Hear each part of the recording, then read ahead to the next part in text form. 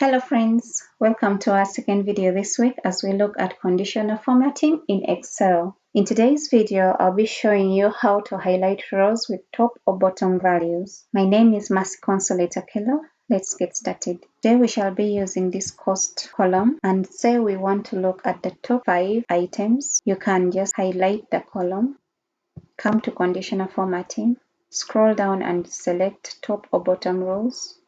Then you scroll over to top 10 items.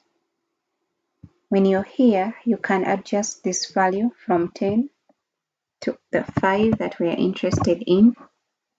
And then we can choose a different fill color. Let's go with green and then say OK.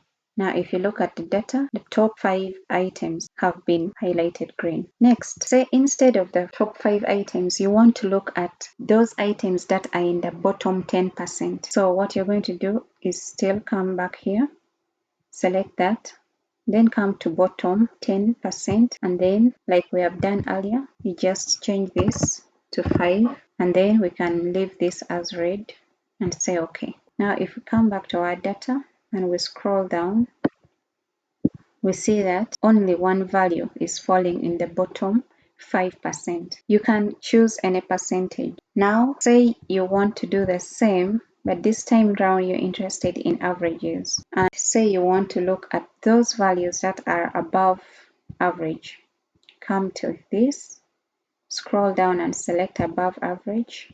And then we want it to be colored orange. Do we have orange here?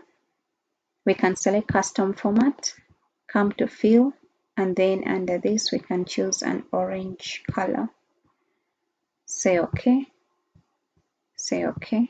And if you come back to our data, we are having all those values that are above the average highlighted orange. So that has been it for this video. If you've enjoyed the content, go ahead and give the video a thumbs up, share with your friends, and please subscribe to the channel so that you're posted on new videos as they're released. Thank you and happy learning.